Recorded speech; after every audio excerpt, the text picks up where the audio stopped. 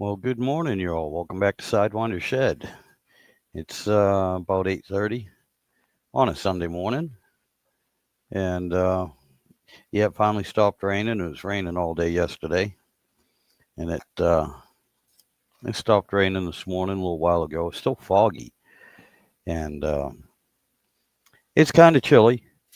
Hence the fact that a couple of reasons. I'm in the kitchen instead of out on the back porch. The wife had moved the my computer here to get it out of her way, and I'm not unsupervised this weekend. The wife is home.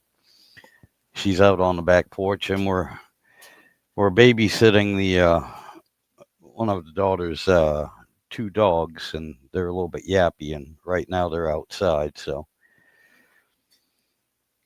I figured I'd just come in here for a few minutes and say good morning to everyone.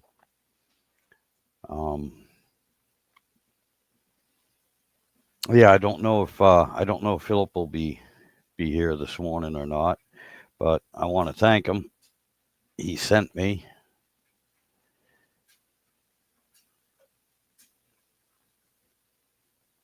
he sent me down some or sent me up some seasonings here, and I'll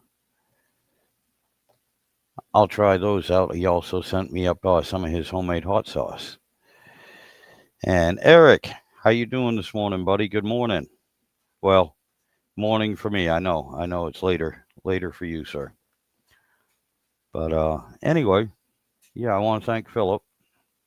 Thank you, sir, for sending that, and I'll give it a shot, and we'll put it to the test here. See what we're working with. Again, other than that, not a whole lot going on. There's Philip. Good morning, Philip. Good morning, sir. I appreciate you showing up. I was just saying, I got the spices and everything. I was just thanking you, showing everybody. You sent me those down, and then some Sweet Baby Ray's wing sauce, and some Phillips homemade hot sauce too. I haven't tried that yet either. I got that out in the fridge, out in the back porch. But thank you, sir. I appreciate it. That was awesome. I do appreciate it. I'll got Thanksgiving coming up, so like I said, I'm more fixated on doing some stuff for Thanksgiving at the moment, and then we'll test these out. It's fire. Okay, your hot sauce. Yeah, that's what had a couple people yesterday. Sean was over, and my brother-in-law John, and they're both asking about your hot sauce. I said I do not know the temperature of it yet, um, and I didn't want to break into it just to test it out uh, right at the moment yesterday because I don't know when I'll get a chance to use it. So I didn't want to break it open yet. But anyway, yeah, okay. So I'll tell them it's fire, that it's on the hot scale.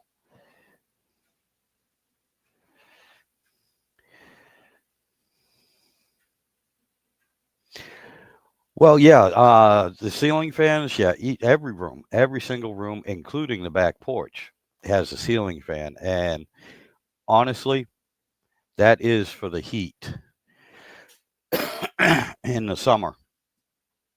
It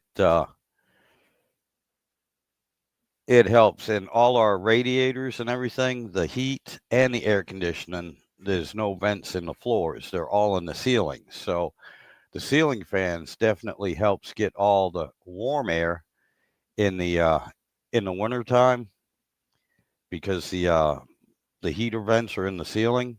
That helps push all the warm air down. And in the summertime, um, it also helps circulate the cool air because again, all the vents are in the ceiling; they're not on the floor. so it helps circulate everything. And they go year round, just in different directions.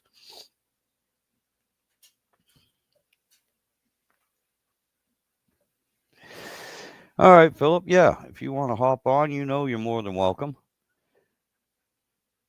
So we'll wait on you. But yeah, anyway, Eric. Yeah, it helps, especially in the South, in the Southern United States. It really does help um, to circulate the air and keep everything a little bit more constant. And that way, there your feet aren't freezing and your eyebrows aren't sweating. Uh, you know, but yeah, they're definitely not just for looks. Um, they actually serve a purpose. Yeah, and that's the one in the living room. You got one right here in the kitchen. All three bedrooms have ceiling fans. The uh, the back porch has a ceiling fan, and the bathroom doesn't have a ceiling fan per se, but it does have an exhaust fan.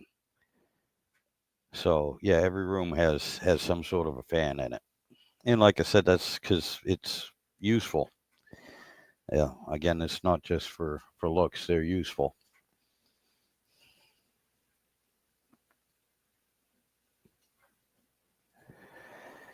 And not to mention, I'm not supposed to be smoking in the house, and so that'll help dissipate the cigarette smoke a little bit.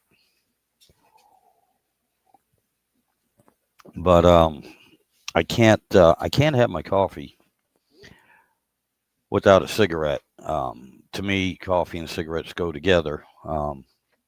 Having coffee without a cigarette, I've said it before, it's kind of like having sex by yourself. It's okay, but there's something missing.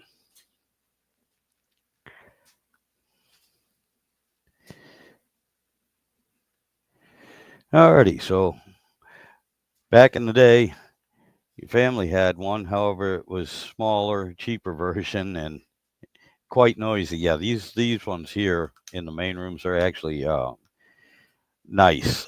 Believe it or not, they're about 18 years old. But when I put them up, because we had the same thing, there were cheap ones in here, and they were noisy, and they'd vibrate and they'd wobble, and so yeah, these were kind of the more expensive ones that I put up, and you can tell they've lasted 18 years so far, and they're just as quiet, and they work, and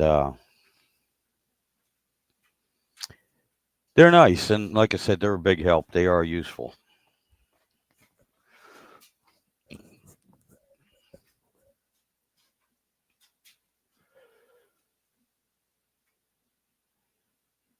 As a matter of fact, even the one out on the porch, although it's a small one,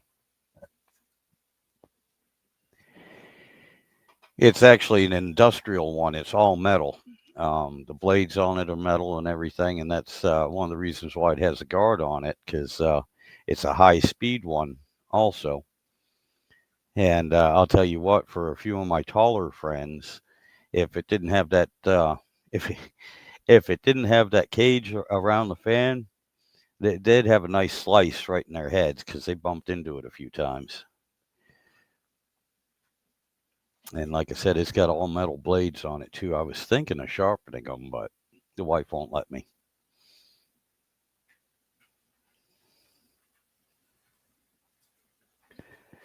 But anyway, yeah, other than that, it's just been a regular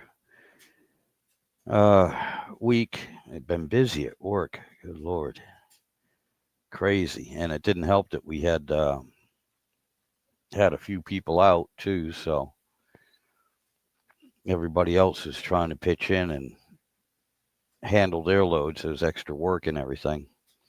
And anyway, the weather is not terribly bad, but it's going through its bipolar stage right now. We'll go through a couple days where it gets cold. It's been down below freezing at night and only up in the 40s during the day, and then 2 days later, we'll have some cloud cover come in. We'll have a little bit of rain, but it'll warm it up to the 60s. And then that front will clear out and it'll drop back down to freezing and in the 40s during the day.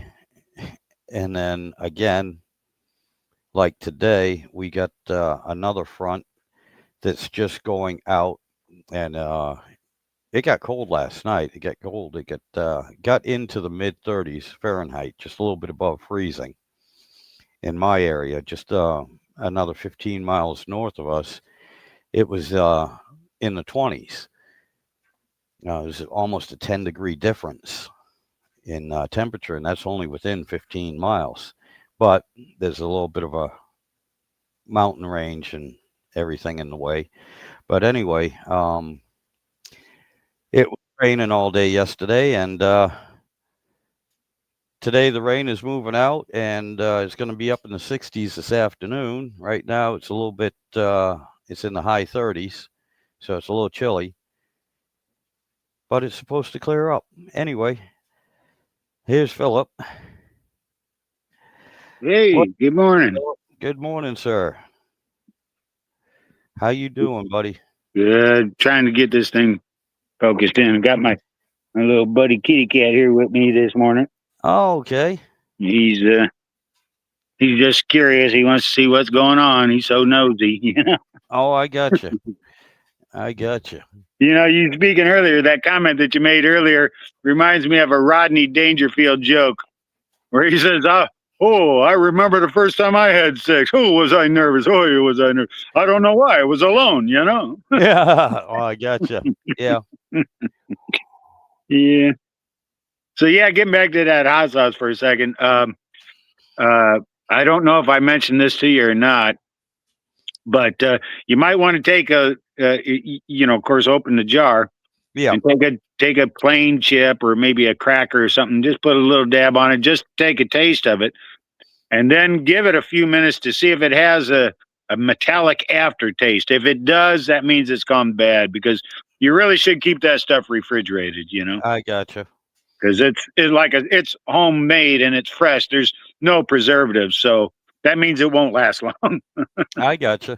But what I did was I sent that wing sauce with. I don't know. Can you guys get Sweet Baby Ray's up there? Oh yeah. Sweet Okay. Baby Ray's is Yeah, big that's my down here. favorite. But here's the thing. I have not noticed the wing sauce. I've every other Oh, yeah. flavor of barbecue sauce I've seen from Sweet Baby Ray's, but I have not noticed. That's the first time I ever saw Mhm. that they had a wing sauce, and I am very interested in trying that out. I'll tell you, and here's what I do. The reason why I get that over anything else, because you can get wing sauces down here like nobody's business. Everybody's Yeah. got. But I think that Sweet Baby Ray's is the best tasting. Secondly, it's super mild. There's no heat to it at all. I And got you. what I do with my hot sauce is I start mixing it in there 1 tablespoon at a time. You know, you take that bottle, that size bottle that you have, put it Yeah. into a bowl. Just empty the whole bottle into a bowl, and then start adding 1 tablespoon of my hot sauce to it until you get it to a flavor or temperature that you like, that you're I got comfortable. you. You see, and I then that got would you. be enough wing sauce that if you fried up a bunch of wings and then roll them in that sauce, that's enough to feed a family of 5. You know, we're Okay. sitting around the dinner table having hot wings, and of course, whatever, some side, some coleslaw, or whatever you do. You know, Oh yeah. Yep. yeah. Yeah. I got you. I got And you. coleslaw is always a good idea, because coleslaw, if wing sauce is a little bit too hot for people, they eat a little bit of coleslaw and that'll mellow it out for you. Oh yeah. Takes Yep. the burn out of your mouth. Yeah. I like coleslaw and everything, but Yeah. you know, a lot of my friends and everything, they like using either a ranch or a blue cheese Yeah. dressing next Yeah. to it, and Yeah. they'll dip the hot wings Yeah. in them, Yeah. and that's good Ranch also. is, and and or a creamy Italian for that matter. I So gotcha. Yeah. there's there in my opinion, the best creamy Italian that I've ever had is actually the Olive Garden restaurant's brand of creamy Italian that they actually sell it in the grocery stores too. You can get Oh it there, yeah. and it's Yep. really good. It's really good. I've just got a bottle of it delivered out to me just a few days ago. I've got it in the refrigerator. So Oh, okay, cool. Right. I forgot my lighter. I'll be right back. All right. Hold on. All right. Yeah, no problem, man. We'll wait on you. And Eric, yeah, I wasn't ignoring you. I saw what you said there, buddy. 6 degrees Celsius and a little bit of rain. Okay, I got you. Yeah, yesterday I didn't get outside. There was a few things I wanted to do, and today it's just it's foggy and it's raw, and I don't know if I'll get outside to do anything either. Because by the time it clears up, the wife is going to have me doing, you know, some of the honeydew list. So I don't know if I'll get out to do anything I wanted to do outside. And to be honest with you, I was motivated yesterday to do it, but I'm not motivated today. I actually have to call people and ask them if they'll give me a hand with a project or whatever, like cleaning out that barn, because I just can't find the motivation on my own. The second I Oh roll yeah. up that door and I see all that crap in there, I just quickly become overwhelmed with how much work is there. I started on it the other day and I got some stuff out of the barn, and then it started threatening rain, and I was too quick to want to just pack it all back up, Oh, But I I got get like you. old washers and old dryers and stuff sitting out. Uh, but yeah, it's something I've got to tackle it. But if I just keep chipping away at it one little piece at a time, that's how you turn mountains into molehills. Is chipping away at it one piece at a time. Oh, I understand. Like I wanted to get out in the shed yesterday, because I'd made some progress on getting that organized and stuff, and I had some stuff in the house that really belonged out in the shed, and the wife's been on me for about a month to get it out in the shed. And so yesterday I was like, yeah, why not? I'll go out in the shed and I'll put this stuff out in the shed. I got a spot for it. I walked out there only to find out that my daughter has been up in the crawl space in the storage space up top and has pulled down about 6 totes. The totes are open and there's shit all over the place that I just cleaned up. And I was like, son of a, I lost all interest in doing anything out there. Yeah. Yeah. Well, and my fault is that I just want to skip ahead to the next thing. Yep. Like for instance, rather than cleaning out the barn, I'd rather go and pull the engine out of that Pontiac and start rebuilding it. But Lord knows that with the condition that the barn is in and that disheveled, mess, that's just going to make it that much harder. So I really got to buckle down and do the stuff that I don't like to do, so that I can do the things I do want to do. Oh, I got you. I So, got so you. yeah, Yeah. it's about cleaning that thing up and getting a little organized, so that when I get on the engine, it'll be easier. At least I'll be able to find tools. Yeah, that's my problem. I got because I can't get any vehicles out to the shed, but that's where all my tools are, is out in the Right. shed. Right. All right, I got a wagon. I got two small toolboxes, and hell, I even have a cardboard box Yeah.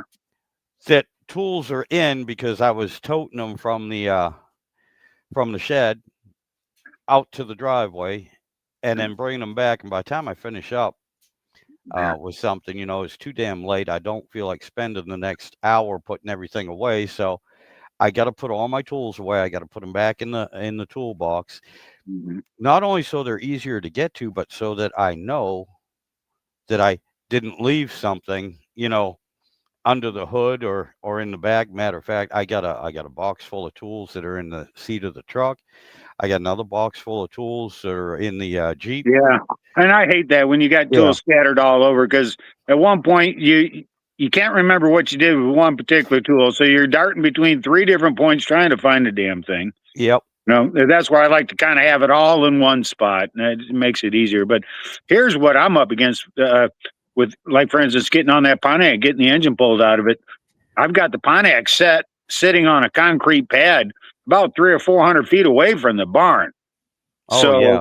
So what I've done is I've got this little utility trailer that I've been keeping all my tools and stuff on, and I just hook that up to my little garden tractor and tow everything over there to where I'm working on the car, you know? Oh, I got you. And then this is what I'm also going to do, because I don't need the whole trailer with everything. And I'm not going to need a compressor all the time. I'm not going to need a power generator over there all the time. So what I've done is I've got this little mini, it's like a little gang box, a little mini gang box, you know, Okay, yeah. like Knack. I can't remember what brand this one is now, but they're the green ones. I think it's called Green Leaf or Greenfield gang box, you know, Okay, yeah. like what you'd see on job sites.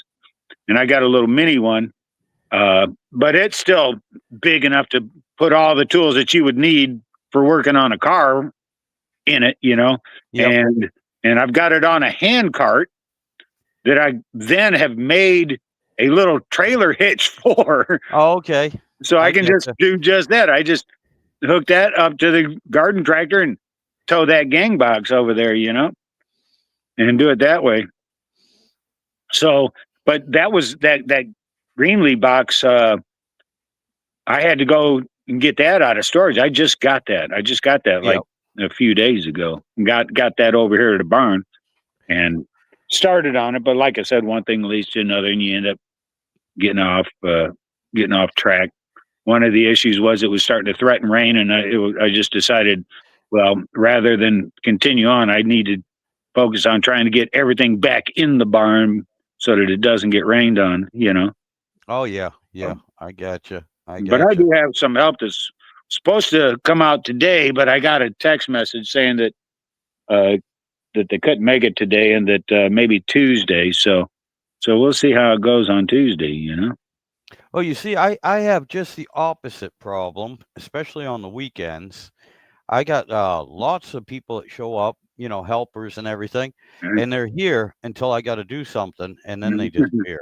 Yeah, You know, as if I yeah. don't feel like having visitors, all I have to do is say, "Oh, good, I am so glad you guys showed up. I got to do this, this, this, and Well, this." And next thing I'll hear is, "Oh, well, you know, I really got to run to the store and do this. I'll be back later." yeah. And that Well, way this I is know how I you can solve have the that rest problem. of the day off. Here's how you solve that problem. The day before, eh, take a 12 pack of beer and go out there and start hiding the beers all over inside the shed. And have them have to dig through it to find them. You see, that'll work. Oh, I gotcha. Yeah, there's an idea. Say, I There's got an that. idea. Come on out here and help me clean out the shed. I know I got some beer out there somewhere, but Yeah. we got to find it and let them find it one beer at a time. Yeah, there you go. Oh, shit, yeah. Yeah, like a Easter egg hunt. Yep. Yeah, only it's a Easter beer hunt. Yep. That'll work. Oh, good lord. Good lord. But yeah, other than that, Jesus, I haven't really done anything this week except work. It's been crazy at work, so Yeah, by the time I get home, it's after 8:30 at night. yeah. A lot of times closer to 9 o'clock, just because when it's raining, people forget how to drive, and it never Oh, fails. yeah. You know, 2 lanes out of the 3 lanes are shut down on my way home, and that adds another 20, 30 minutes to the drive. Sucks. Yeah. I there was a job that I had that here was the worst part about it was that I had to drive east to get to my job in the morning, and I had to drive Oh, west to go yeah. home. So I always had the Always get sun the in my sun. head, Yep. you know? So that sucked. And in fact, I didn't do that for very long. I probably only did that for 6 or 8 months before I just moved to the town. I moved to where I was only about a quarter of a mile away from the shop that I worked at, so I I could walk gotcha. there, you know? Yep. So,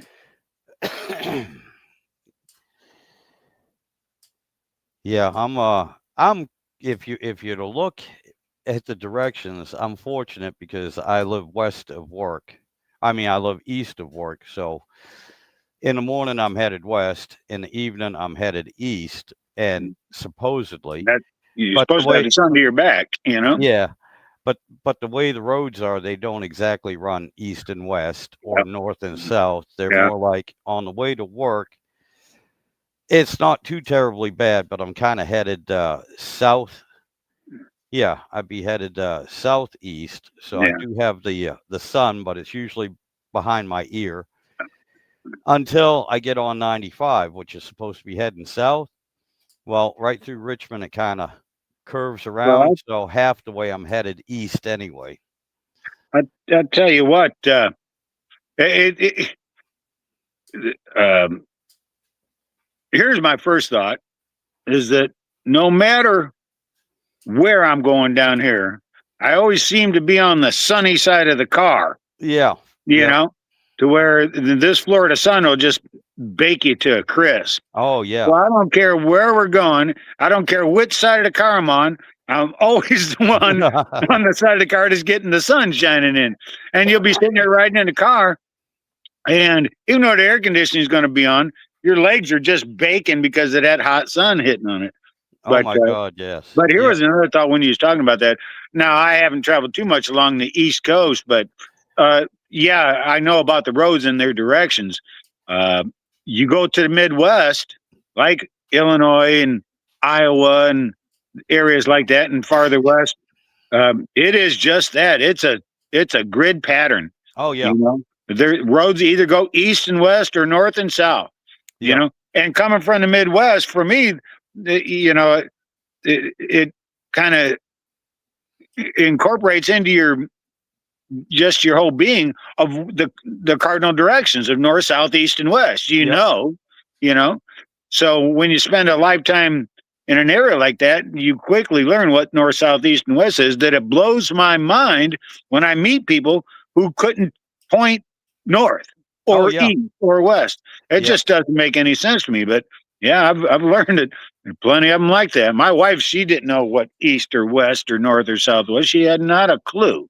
Oh You yeah, know, we'd sit yep. out here in the damn backwoods, and I'd tell her point to the direction of the beach, which is south. She had no clue. I didn't even have to tell her to point south. I just tell her which direction do you think the beach is. She had not a clue. She Oh, had I not gotcha. a clue. I gotcha. She just goes, I don't need to know. I just need to know how to get there. I wanted to get back to Eric because he was asking I about one of can't the see the things. comments right now. Okay, well, yes, rain makes people forget how to drive, or did I miss something? Yeah, well, it seems in Virginia anyway. When it rains here, Eric, there's always 5 or 6 accidents Yeah. when it rains and on the highway. And that's why I say rain seems to make people forget how to drive. I And don't that know first what the snow hell they're too. doing. Oh, I'm not even going to talk about the snow. If we get a quarter inch of if we get a dusting of snow, yeah, forget it. The roads are shut down. It just shuts Yeah. down everything. Well, if you'll remember here, last January, January of this year, we actually got snow. We actually got a significant snowfall down here. It shut the whole damn county down, Oh yeah, yeah, because one, they've got no way to deal with the snow removal. yep, But that's okay. You know the old saying about Florida weather. If you don't like Florida weather, give it a minute. yeah, yeah, It'll change. yep. And that's exactly what happened. It was novel that we got that snow, but yeah, no one was doing a damn thing, you know. And we're talking 2 or 3 inches of snow on the road, Yeah. but people don't know how to drive in it. They'll end up in the damn ditch, Oh, in a heartbeat. In a heartbeat. So In a heartbeat. and that's all I knew how to do. You threw yourself a set of snow tires. We do the poor man's 4-wheel drive, which was putting snow tires on all 4 corners, Yep. whether you had a 4-wheel drive or not, Yep. and you could go right through it. Oh, yeah. You put snow tires on the front of your car too for the traction for the steering. I used to drive Right. around a big old 4-door Oldsmobile with snow tires on all four corners Oh yeah, in the yeah. That was wintertime, you know, we and used it to didn't do have a that. problem, you know. Yeah, we did that in New England as well. Yep. You know, same thing. And you know, a lot of people. God, I've seen it down here so much because we do get snow. Not as much as I got up in New England, but we do get snow down here. And God, I've seen the people, you know, they all got four-wheel drive. Yep. They're either in trucks, Jeeps, or SUVs with four-wheel drive, and they're hauling ass through the snow. And I'm like, guys, look, Yeah. you might have good traction, you know, going through the snow, but if you come to a curve and you're not under power, it steers just like a two-wheel drive, just like a rear-wheel drive vehicle. Yep. Okay, if Yep. you're not under power, there's nothing to pull you through.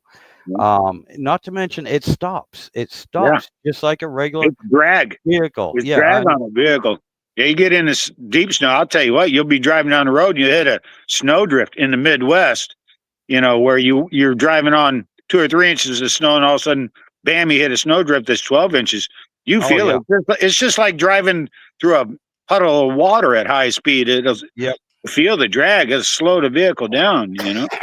oh yeah, And that the secret to driving in the snow is just keep it going. Of course, we yep, don't have to tell Eric that, you know. yeah, yeah. No, Eric, yeah, Eric knows that. Yeah, that's for Yeah. sure.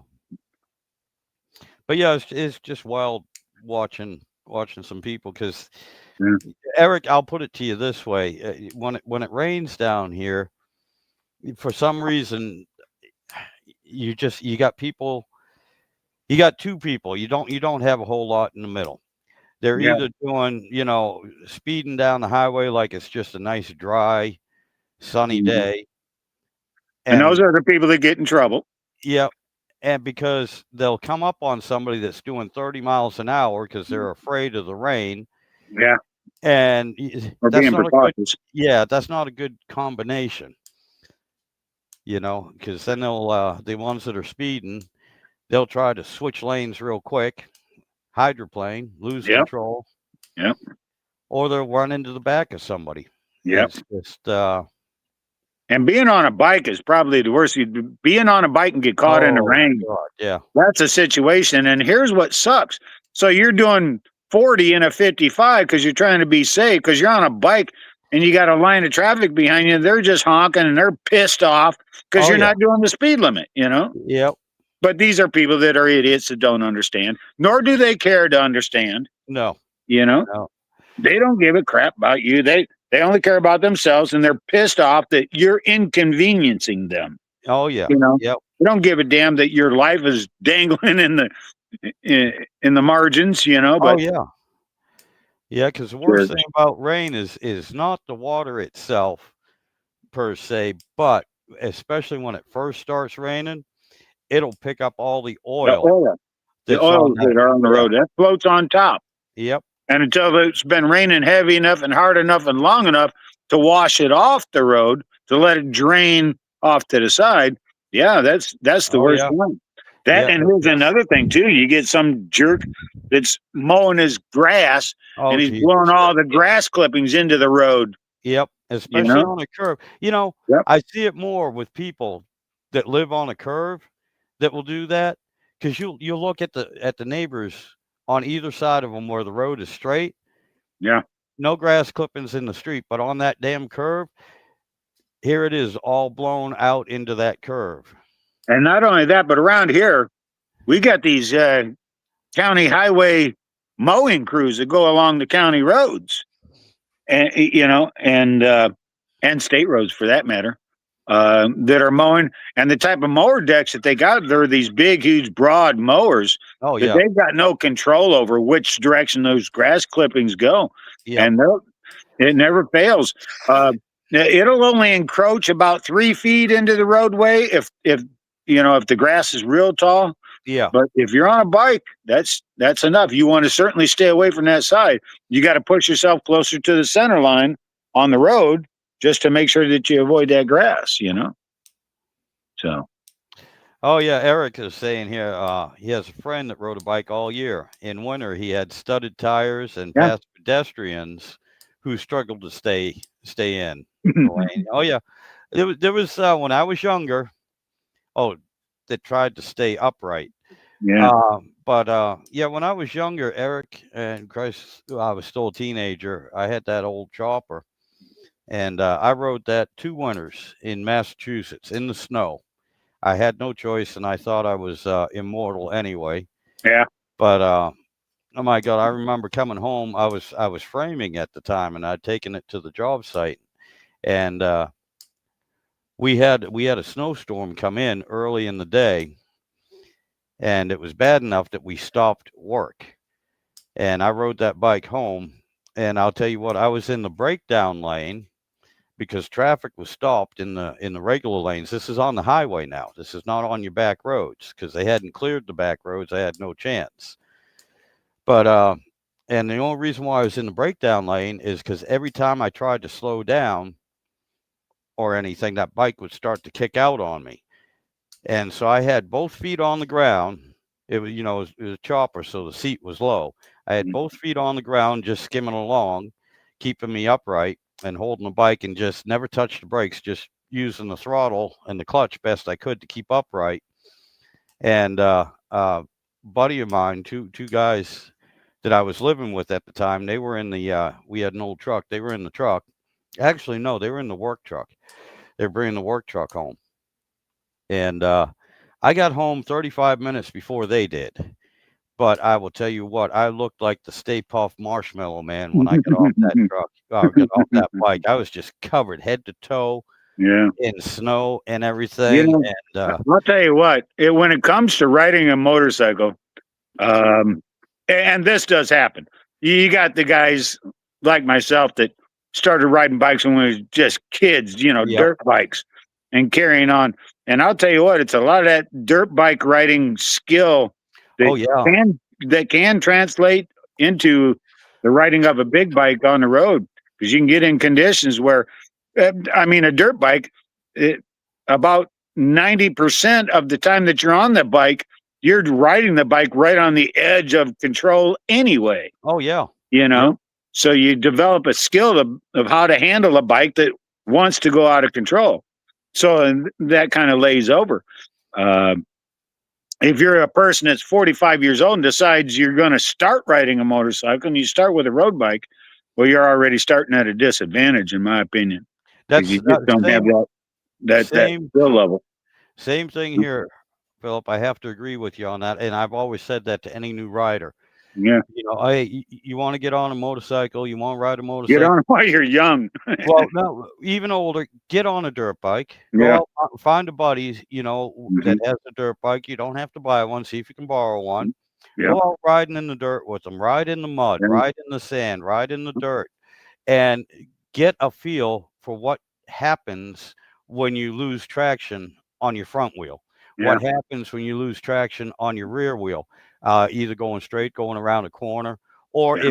if you go from a hard pack surface to mud and then back to hard pack, see how the bike wobbles and goes. And you do that for a little while, do that for a couple months, do it all summer. Get out there and play with it. Yeah. And all of a sudden you'll realize when you're on a street bike and you hit a patch of sand or you hit those grass clippings Yep. or you, Yep. you hit somebody just blew their radiator in front of you, Yep. And that bike starts to get squirrely, you won't freak out. Yeah. Well, And not only that, but because you've experienced that so much, it actually just becomes muscle memory. Your body just exactly. reacts. Your mind doesn't even think about it. Your body just reacts. It's muscle memory, and that's the point that I was trying to make. That when you're on a Yeah. dirt bike and you're pushing it to its limits, always keeping it right on the edge of the envelope, that you develop that kind of coordination. Oh yeah. Yeah, That you do it that subconsciously. yeah, it's all muscle memory. You don't even think about it. You just react, Yeah, you know? I've been in that situation many Yeah. times on the street bike where I've encountered something like that, and if you think about it, you're lost. It's Yeah, too late. yeah. It's But too late. Yeah. the There's no body time to think about it. right, the body already took care of it, and after everything's over and done with, I'm even sitting there going, "Holy shit, Yeah. I didn't go down." And And I've and had that's that point at which the addiction starts, because you're thrilled about it, you're enjoying it, and you just got to Yep. keep doing more of it, Yep. keep pushing him. At least that's how it was with me. Oh yeah. You realize you develop a certain knack. You're just a different person. You got a different skill level, and it. So, Yep. but yeah, and that's the thing. It's a lot of fun. Oh yeah. And like I said, I've saved a bike. I've been on the bike and I've saved it from going down. Didn't even know what I did. Yeah, Because it happened so quick, and the body just took over. yeah, Like I said, muscle memory. It's like a reflex. yeah, And I come out and we got to a stoplight, and a couple of people I was riding with, they're like, "Man, we thought you were gonna lose it there." And I was like, "Yeah, me too." yeah, Well, how'd you do it? I said, "I have no idea. I really don't. I can't tell you what I did. If yeah, I was to see you, in that situation, because you guys were behind me, I wouldn't be able to tell you, well, you need to do this and you need to do that, and then you need to do this and yeah. that. I said, I can't tell you. I said, it's just from years of racing dirt bikes and being out Yes, in the country, you know, the only advice that you could probably that's give it. in that point is to just have a rubber spine and Yeah, keep your shoulders always uh uh plumb at all yeah, times, and let your spine yeah, slide back and forth. As the bike goes this way, just let it go that way. If yeah, it goes this yeah, way, just let it go that way. Just keep your head and shoulders upright, and you'll be all right. But yeah. And you see something like that too. You don't, if you have experience with it, you don't think of it. yeah, you You don't don't even think it. It's just you don't even notice you're doing it. It's just uh, like, "Holy shit. Yeah, all right, I made it." mm, And everybody will be like, "Well, how?" And you'll have to sit there and go, "Well, because of the pain on this side, okay, from, doing something that I used to do when I was a teenager, but now I'm in my 60s. Okay, so this is what I did." yeah. Okay, but yeah, you have to stop and think about it afterwards, because Well, that's like with it's just a reflex. this big bike that I had, that I have. Yesterday, I needed to. Was it yesterday? It was either yesterday or the day before. I had to take it from the barn back up to the house here because I had to do something real quick, and I just got on that big bike, and I'm in loose sand. You Yeah. know. Now imagine trying to drive a bike in loose sand, no matter what size it is. Oh, yeah, But yeah. you know, I'm like, my thought process at the time was I need to get up to the house. I need to get up to the house quick. So I just jump on a bike and just, 900-pound bike, just ride it like a dirt bike. Oh, yeah, It yeah, got loose on me, but I'm just like, I'm riding it right in because I know all I got to do is keep it upright long enough for it to start getting traction, yep. and I'll be good. So yeah, there's a little burnout, through the sands on a big bike. And here's the thing. See, I'm with that bike. I'm working with it slowly because it's the biggest, heaviest, I got you. longest, fattest bike I've ever owned. And you just don't ride those like a dirt bike. Oh, yeah. But but eventually you can achieve a skill level that Oh, yeah. you can ride a bike like that, big bagger with fairings and stuff. And um, you just got to build the confidence level. Yeah. Besides, God, I know it's been more than 20 years since I've even been on a bike. I was never on a bike the whole time I was married, which was 15 years. I don't think I was on a bike uh, 5 years before that. Matter of fact, I think it was 1997 was the last bike I had. That was a Suzuki GS 750 that I Oh, was okay, telling you yeah. about. It Yep. was very much like that Suzuki you had, that Yeah, GS that you had. yep. I had a Suzuki GS 750. That was the last one I had. That was like in 97. And I think I told you the story about that. How I came across that is that I was renting this house from a fella, and I had a couple of Honda CB 750s in the garage working on them then. And one day he came over to collect the rent. He's like, I didn't know that you was into motorcycles. And I'm like, yeah, I'm into motorcycles. He's like, I got a motorcycle sitting in my backyard that I just want gone. Yep. It's like, you can have it if you come and get it. So I called up my dad who had a motorcycle trailer and told him, I said, hey, there's a guy that's going to just give me a bike if I can go get it out of his backyard. Can you give me a hand? So the old man came over with his trailer, and we went over to his house and loaded it up and took it over to my house, and we dropped it off and put it in my garage. And my dad went home, and a week later, I had, because the bike, it was just sitting there, it was all rusted up and just looked bad. And my dad's like, I don't know why the hell you'd want this damn thing, But a week later, I drove it to his house, and he didn't even recognize me because, he didn't expect that. He didn't expect a nice, shiny, new running bike. And because my dad never saw me ride a bike except for the dirt bikes he bought me when I was a kid. I gotcha. He sure as hell didn't expect me to come rolling up in the driveway. I could tell it took him a second to even recognize who the hell I was. I gotcha.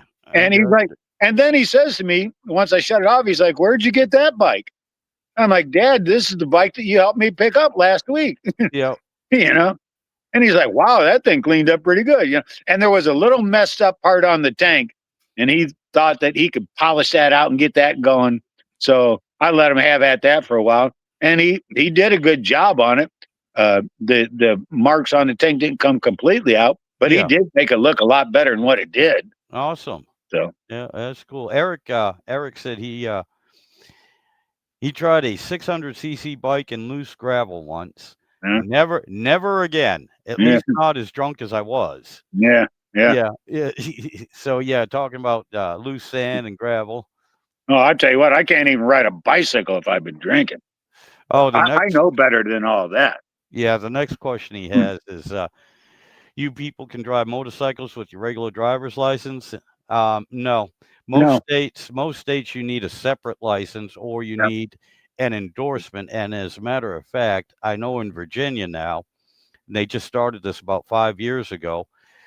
You used to get your motorcycle license, and that covered everything that was considered a motorcycle. Yeah. But now they have a distinction between 2 wheels and 3 wheels. You need 2 separate endorsements.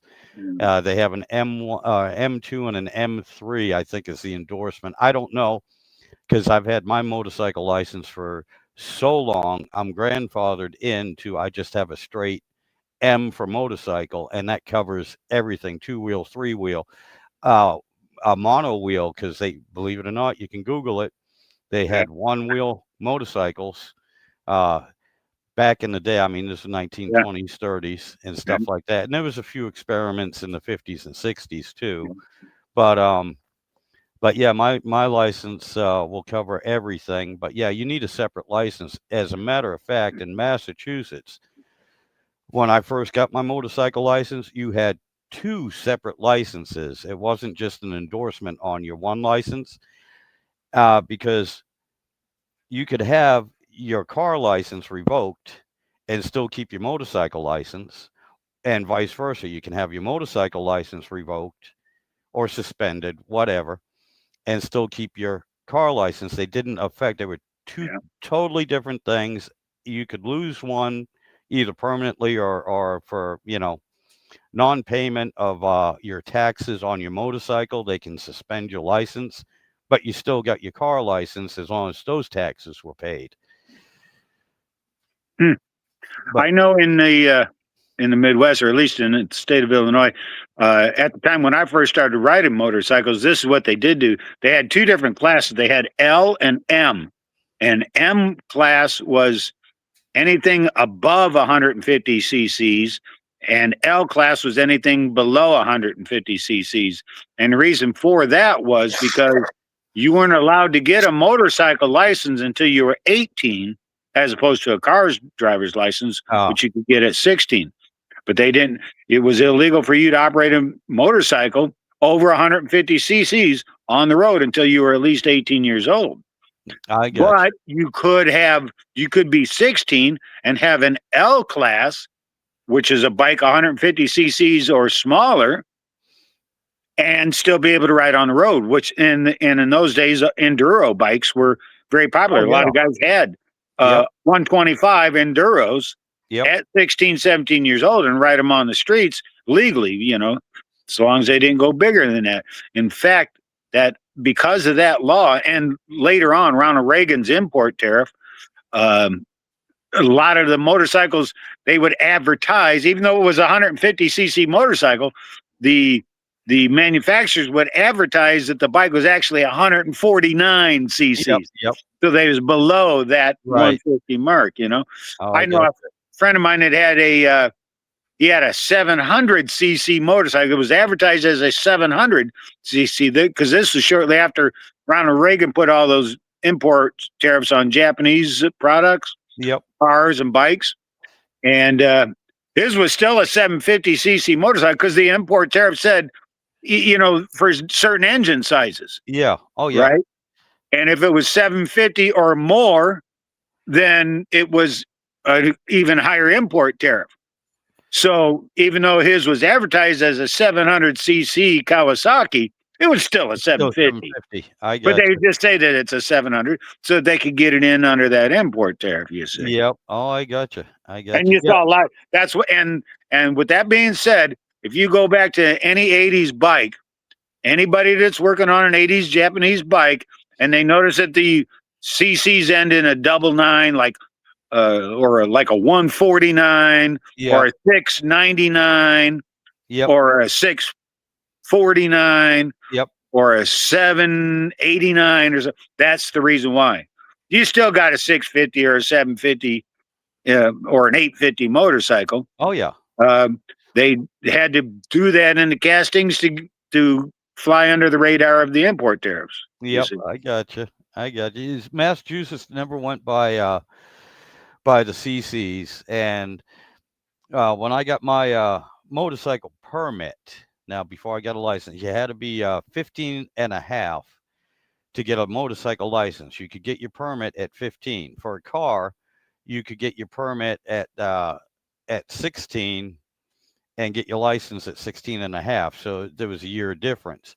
But they did have restrictions. I couldn't ride after the sun went down. Okay. Actually, it was an hour before sunset, and I couldn't ride till after an hour after sunrise. But nobody got really that particular as long as I was off the road before the headlamp did any good. Yeah. Yeah. Yeah. Isn't that crazy? Yeah. Nobody bothered me. But yet if you tried riding that bike without a headlight on it in the daytime, you get a ticket because headlights were required on motorcycles. That not only are they required on them, they got to be on. Yeah. Well, in the broad daylight. They didn't start that either until I guess it was about 4 or 5 years after I had. I'll tell you what. Even if you was a licensed driver, if you were driving a motorcycle like a dirt bike that doesn't have a headlight on it, you were driving it on the road, you get a ticket for it. You could have a license plate on it and everything. Oh, if you didn't have a headlight on it, you get a ticket for it. Don't get me wrong; it needed the equipment, but they didn't have the law that said must be on during the day at the time. Yeah. But with that being said, I'll be honest with you. I always had the headlight on, even on that chopper. I always had my headlights on. Yeah. Well, it's smart. Yeah, just to get there. You can be when you're going down the road and you see a bike coming down the road with its headlight on, you notice the bike. Yeah. Yeah. And because my mind is trained like that, I'll notice when a bike doesn't have a headlight on too. Oh yeah. Yep. But anyway, yeah, my God. Yeah, like I was saying, Massachusetts didn't have a CC rating or anything like that. Yeah. But the other thing was too, one of the other restrictions was I couldn't have a passenger. I had to ride it, by myself. Yeah. That was the thing about the L class in Illinois. No passengers. But now in Virginia, they passed a law. If you have a motorcycle permit, you have to be followed by a licensed rider. Now, they can be in the car behind you. They can be on another bike. They can be on whatever they want, so long as you have a licensed motorcycle operator following you. And I was kind of like, no, they're not going to help anyway, except, they know who to contact if you get hurt. Exactly. That's about it. They'll be the ones that can dial 911 for you. Yeah, that's it. So I don't know. I don't see any way that did any good, except that maybe they're thinking, their thought process behind it was that you'd have a parent or an older sibling, somebody Yeah. that's gonna tell mom and dad that you were out messing around on the Yeah. bike, you Right. know, and that Mm. might keep you from getting in trouble from doing something stupid. But other than Yeah. yeah, but other than somebody else doing something stupid and you don't know how to react, yeah, that licensed motorcycle operator, whether they're on a bike or in a car behind you, they're not going to be able to do anything for you. Right. Change the subject for just a second. I've mentioned this lady down the street. That's she's a good friend of mine, and whenever I'm doing something, or I'll tell her that I've got to do something or whatever, she'll ask me. She'll say, "Is there anything I can do to help?" And if and she's just a tiny little woman anyway, and there's nothing she's going to be able to do to help me. Yeah. Like if I'm moving a refrigerator or something. No, the best thing that she can do is stay the hell out of the way. Yeah. Yep. But she'll want to be helpful, so she'll ask me, "Is there anything I can do?" And I'll tell her, I'll say, "Yeah, get your cell phone out and dial the numbers 9 and 1. Yep. And if anything goes wrong, press that one again." Yep. Oh, I got you. Yep. That's what you can do. Yep. I got you. Yeah. Shit. That's good Lord. Oh. So have you had breakfast yet? No, I've had coffee. I've had coffee. I've had 2 cups of coffee. Yeah, I started doing coffee early, and then I tried my hand at making some pigs in a blanket, failed miserably, and then I saw that you came on, so I just abandoned that whole project. I got you. Isn't it a shame when you even refer to making breakfast as a project? Oh, yes. Yep. Yes. Yeah, I understand. And Eric's saying in a friend's motorcycle training, he was taught to see every vehicle as an enemy, as a mindset. Yep. And honest to God, yeah. Defensively. Yep. There is absolutely nothing wrong with that. I do that in the big truck. Okay. And that's something driving the semi. Enemy is one word you can use. I prefer the word idiot. Yeah. But, inconsiderate SOBs. I've got a lot of other words for it, but yeah, enemy is one word you can use. I'll tell you what, truck drivers and motorcycle riders, all right, experienced, both of them experienced. Yeah. That's something that I've noticed we both have in common. Whether you're a truck driver that's never ridden a motorcycle or a motorcyclist that's never driven a big truck, you talk about, you can follow them and see them and stories they'll tell. Yeah. Well, I was going down the road and I knew this. I just knew this car on my right was going to pull out in front of me, or I knew this car in front of me was going to do this, that, or the other thing. We will both have the same exact stories, although one's driving a semi, one's driving a motorcycle. And it's the mindset you have and the things that you notice, experience that you pick up, and you can pick out, even subconsciously, you don't even know why. Yeah. All of a sudden, you're just one you're going to keep an eye on it. Yep. Yeah. You a lot of times you don't even know why you're doing it. It's almost like a sixth sense. Yeah. And that's something that, like I said, a lot of truck drivers and a lot of motorcyclists, they have that in common. That's your superpower, Yeah. Yep. That's your superpower. It's like you're a superhuman, with superpowers. I like to joke and say that I've got a superpower. I've got a couple of superpowers. One of them is that I have the superhuman ability for hindsight. Oh, yeah. I can fly into a bad situation, and tell them what they should have done. Exactly. Exactly. That's my superpower.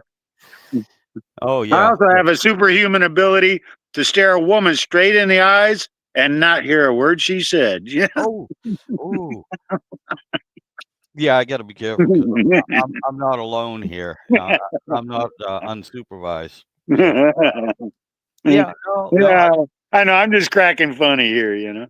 Oh, I can do the same thing, but I do have an advantage though, because I'm 80% deaf in my right ear, and so that's why I like to do a lot of the driving. and the wife will sit on the passenger side, and I just can't hear her. You can't hear it. No. Yeah. So All right. I'm not even going to try to pronounce this word, but that sixth sense thing that we were talking about, I believe this is what Eric is referring to. yeah. And he says it's called. Yeah, I can't even. No, I'm trying. Yeah, there's too many But vowels. you know, too many that doesn't consonants. surprise me because it seems like the Germans also have a word for everything that we that that we can't pronounce. Yeah. Yeah, and I'm sorry, Eric. I'm not making fun of you or anything. This is me. Um, no, that word is beyond my pay scale. It's above my pay scale. I can't. No. Etterpakluckskap. Etterpakluckskap. I hope I sounded that right. I have no idea because even over that first A, I don't know what that means. So, Yeah. I, That Nordic language, I just don't. I don't get it at all. dude, I have enough trouble speaking American. Yeah. Pronouncing some words in English. Yeah. But and here's another thing too. It we speak English more or less, but there's actually a big difference between English and American. Yeah. There really is. But okay, this is what Eric was talking about. It's actually translated aftermath wise. Okay, so your hindsight, your 2020 vision Yeah. is what that word stands for. Okay, I understand that. So it's not precognitive. It's shit. This is what you should have done. Yeah. Yeah. Yeah. We just call it hindsight. Yep.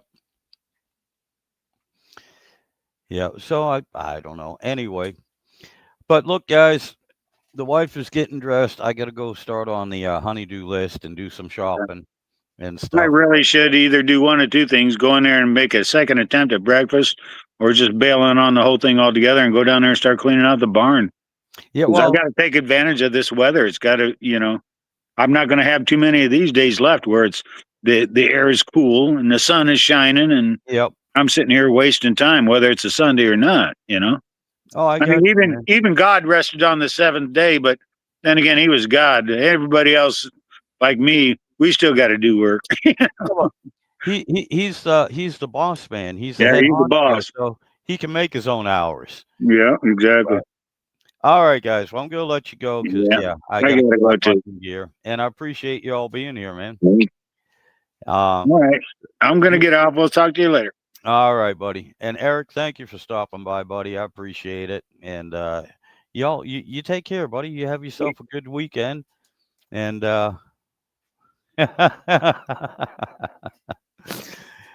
yeah, I know. I'm sorry, buddy. I'm sorry, but I gotta let you go. The fog is cleared up, and so now the wife wants me to go outside and do stuff. But you take care, buddy. You have a good day. And yeah, I got to get my butt in gear. We'll catch you next time.